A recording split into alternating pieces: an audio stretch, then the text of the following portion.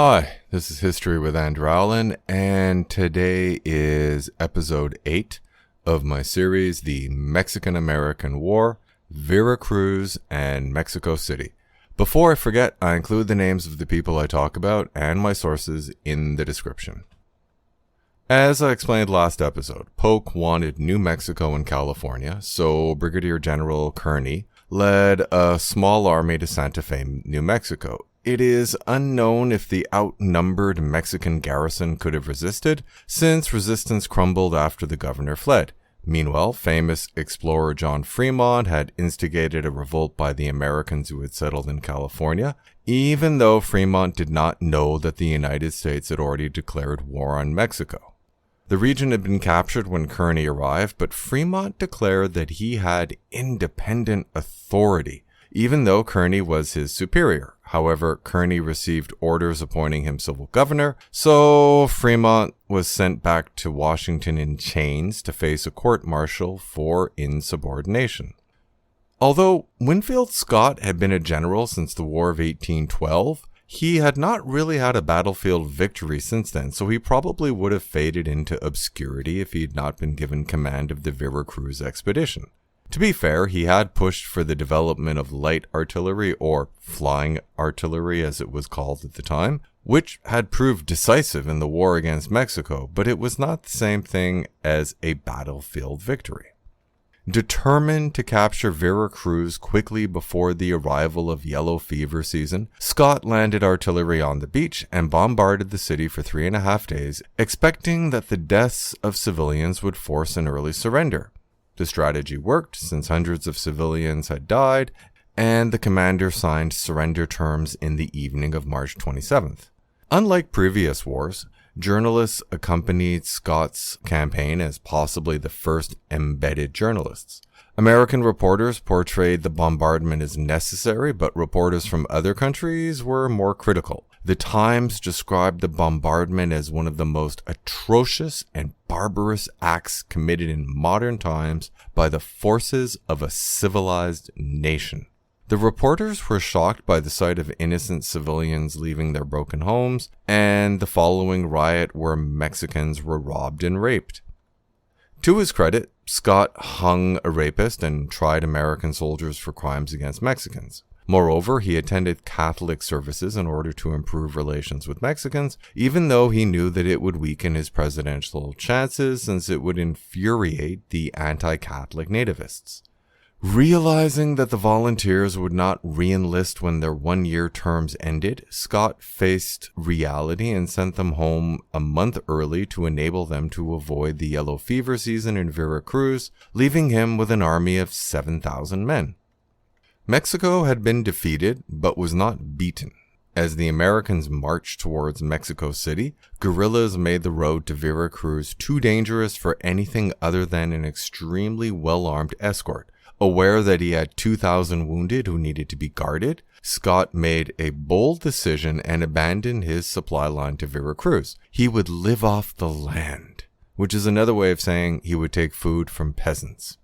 Learning of the fall of the port, Santa Anna decided to block the Americans' route in order to force them to remain in the coastal lowlands long enough for yellow fever to rampage through them. Hoping to negate the American ability to move artillery rapidly, he chose Cerro Gordo, thinking that the nearby hills would block any American flanking attempts. Unfortunately, American scouts had found a route that bypassed the Mexican defenses, and the rough terrain hid the size of the American flanking force. The fighting was fierce, but eventually the Mexican troops realized that they were surrounded, which turned a defeat into a rout on April 17th. Santa Anna himself had to flee on foot. Once again, Santa Anna had proven to be a better plotter than general, and rightly felt humiliated, but his old allies convinced him to return to Mexico City to form a new government. He then raised another army and prepared to defend the capital. Learning on April 10th that Vera Cruz had surrendered to Scott 2 weeks earlier, Polk and his cabinet decided to send an envoy to be based with Scott to handle any peace negotiations. Secretary of State Buchanan chose Chief Clerk of the State Department Nicholas Trist, who was fluent in Spanish since he had been consul in Havana. Peace was needed because the many casualties had ended the wave of enlistments. The war had initially been popular in the United States, or rather, there was no real opposition. However, as the number of volunteers who died of disease or returned home sick and disillusioned grew, so did discontent. Meanwhile, anti-war ministers were preaching against the war. The reports from embedded reporters about robberies, rapes, and murders by American soldiers were initially only published in anti-slavery newspapers, but the massacre at Agua Neva by Arkansas volunteers was a turning point for many reporters who began to report on other massacres committed by American soldiers, usually the volunteers. The growing stream of newspaper reports of massacres rapidly eroded support for the war. Actually, the biggest problem was caused by the increasing likelihood that the United States would be able to force Mexico to sell off much of its northern territory. This led to debates within the two parties over slavery, so there were now pro-slavery and abolitionist wings of the Whigs and pro-slavery and abolitionist wings of the Democrats. Despite the decline in enthusiasm for the invasion of Mexico, war heroes were still attractive. Once Taylor had left Mexico and returned home, several Whig leaders began to consider if he would make a strong presidential candidate. First, they had to confirm that he was a Whig, which was not immediately obvious since he had never voted and had never expressed any political opinion. He was not a natural candidate. He had no supporters among his fellow officers pressing him to run. Instead, he benefited from public disillusionment with the Democrats following a bloody war and the Whigs' lack of viable candidates.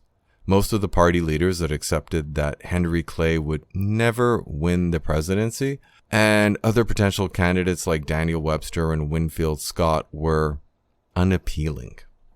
Even so, not all Whigs embraced Taylor. The abolitionist wing of the Whigs rejected him because he was a slave owner. Actually, Taylor's popularity was largely due to his victory at Buena Vista, where he had led a raw, outnumbered army to victory. Admittedly, his victories were due more to a major technical advantage in artillery and incompetent enemy commanders, but he had won. Another factor was Taylor's resentment of the Polk administration. To be fair, Polk had tried and failed to create a Democrat war hero, and he had criticized Taylor instead of praising his victories. Still, Taylor refused to enter the presidential race until the war was over, at which point he would reveal his political views. Speaking of the end of the war, Trist was sent with a proposed treaty that called for the border to follow the Rio Grande upstream to the 32nd parallel, just north of El Paso, and then move straight west to the Pacific, which would be roughly 50 miles south of San Diego. The treaty also gave a perpetual right of transit across the Isthmus of Tehuantepec. Cooperation between Trist and Scott was essential, but Trist decided to delay at Vera Cruz to recover from the trip and sent his instructions along with a cover letter to Scott detailing him to forward a sealed envelope to the Mexican foreign minister. Scott was a vain man, and he had heard rumors of Polk's plan to place a Democrat as lieutenant general to command him, and resented that he had not been informed that a diplomatic envoy would be sent. Learning that he was to defer to the envoy, who was a clerk at the Department of State, admittedly the Chief Clerk, did not help. A brisk feud soon erupted between the two men, which could have been avoided if Trist had simply followed instructions and provided Scott with copies of the treaty and the letter to the minister, which would have explained that the fighting would only stop after a treaty was signed. Due to the feud, Scott and Trist refused to actually meet each other when Trist caught up with Scott at Puebla, as if they needed a diplomatic intermediary.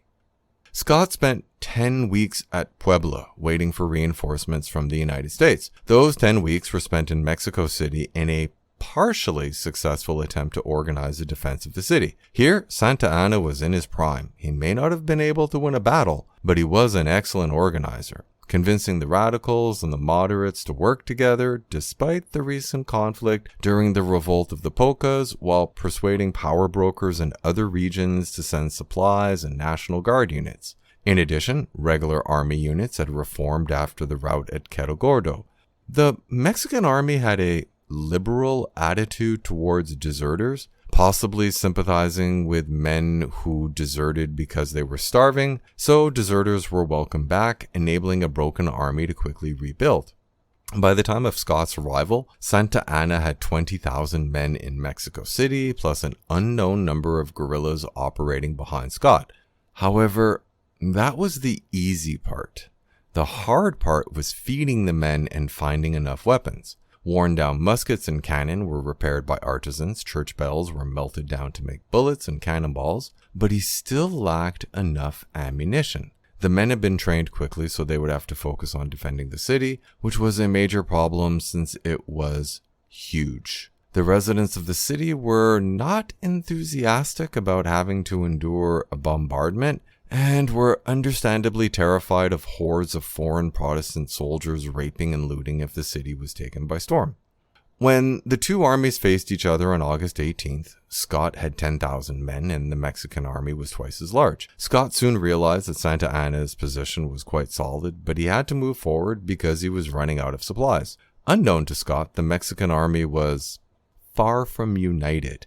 So Santa Anna's primary rival, General Gabriel Valencia, advanced his troops forward, hoping for an opportunity to win solo glory. Such an opportunity appeared when Scott sent troops to improve a roundabout route to enable the artillery to outflank the Mexican army, but the route was blocked by Valencia's men.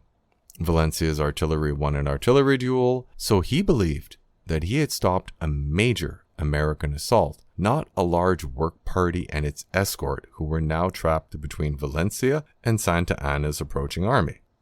If Santa Anna had been energetic, he might have crushed the exposed force, but it was late, and he likely resisted any move that might allow Valencia to claim credit. Fortunately, Brigadier Smith had noticed the exposed force and moved his brigade to threaten Valencia while sending Robert F. Lee with a message to Scott asking him to support the attack the next morning. Valencia's men should have been able to beat off the attack, but they had spent the night shivering and then realized that Santa Anna was not coming to reinforce them. Disheartened, they easily broke. Learning that the attack had worked even better than expected, Scott intensified the pursuit of the retreating Mexicans. At this point, Santa Anna simply wanted to get as many troops across the Churubusco Bridge to the safety of the city, so the bridge had to be held. Fortunately, the two main fortifications guarding the bridge were held by the San Patricio Battalion, who would be hung if they were captured, so they fought hard. Both positions were finally overwhelmed with bayonet charges. Still, they caused enough casualties that Scott did not attempt to take the city, even though Santa Anna had lost much of his army. Instead, Trist and Scott accepted Santa Anna's offer of a short truce. The truce lasted roughly a week, since it soon became clear that Santa Anna was rebuilding the city's fortifications. So the Americans would have to force their way into the city. If the assault failed, they would probably have to abandon Mexico City, since the army would run out of food. The key fortress of Chapultepec was captured after 2 hours of fighting on September 13th, where sharpshooters forced the defenders to keep their heads down long enough for troops to scramble up ladders and enter the fortress. At the same time, 30 members of the San Patricio Battalion were hung on a mass gallows. Once the fortress fell, the Americans were able to make their way into the city, which was abandoned by Santa Anna. After a hard day of fighting, the Americans reached an area close enough to the city to fire a few shells at the city center, demonstrating that they could bombard the capital like they had Vera Cruz. The Mexican army had almost run out of ammunition anyway, and a house-by-house resistance would fail, but would destroy the city. So the National Guard units from the city were disbanded, enabling men to care for their families, and the rest of the infantry was sent to Querétaro, the new location of the government. Unfortunately, the Mexican generals did not make a public announcement, so the sudden appearance of American soldiers the next morning sparked resistance from the citizens. The American soldiers were wandering around, amazed by the largest city they had ever seen, when people started shooting at them. Caught off guard and unfamiliar with the city layout, the American soldiers took many casualties in violent street fighting. It took 2 days to end the open resistance, and even afterwards, any American soldier on his own at night would likely be killed. Since Santa Anna had pulled his army out of the city during the night without any official communication with the Americans, Scott described the attackers as a couple of thousand recently released convicts and dismissed the idea of popular resistance. While thousands of people resisted, most of the population of 150,000 simply stayed home trying to survive. In particular, the wealthy feared an armed mob of poor people as much as they did American soldiers. The city council had met with Scott, but even he had admitted that he would have trouble controlling his troops after the fierce fighting against Santa Anna's army. Ignoring the temptation to join the popular resistance in Mexico City, Santa Anna first resigned the presidency, again, and then led over 1,000 men to join a large force of National Guard and guerrillas that had besieged the small American garrison in Puebla. Capture of Puebla would leave Scott's army isolated in Mexico City, but once again, Santa Anna could not feed his men, so they deserted to find food, forcing him to abandon the siege. Informed by the new president that he would face a court-martial, Santa Anna fled into exile, again, ending up in Colombia. In his absence, he served as a convenient scapegoat for the traumatic loss of half of Mexico. To be fair, he deserved much of the blame. But numerous others should have shared the blame. Suggestions that he intended to lose are simply ludicrous. The United States was a much more populous nation and much richer. Its armies worked relatively well together, while Mexican generals were underfunded and frequently feuded with each other, while there was literally fighting in the capital. A key factor in the American victory was that per capita income in Mexico was roughly a third of that in the United States, and most government revenue came from customs, which had completely disappeared during the blockade. The simple explanation is that a much richer nation defeated a poor nation. To sum up, Winfield Scott decided he did not have time for a siege, so he simply bombarded Vera Cruz until the civilian deaths forced the garrison to surrender. Santa Anna attempted to block the American army at Cerro Gordo, but once again, his plotting ability greatly outweighed his skill as a general, and his army was routed. However, he managed to pull together another army to defend Mexico City. Meanwhile, Polk had sent Chief Clerk of the State Department Nicholas Trist as envoy to handle any peace negotiations. Peace was needed because the many casualties had ended the wave of enlistments, while the growing stream of newspaper reports of massacres rapidly eroded support for the war. Trist would soon have an opportunity to negotiate since the American army fought its way close enough to the city to bombard it. Unwilling to see Mexico City turn to rubble, the Mexican government abandoned the capital. Since there was no opportunity for glory in negotiations, Santa Anna simply resigned as president again, but learned that he faced a court-martial, so he fled into exile again. So, the Americans had won the war. Now, Trist had to negotiate a peace. The question is, what would peace cost Mexico? And I will answer that question next episode. Thanks for listening.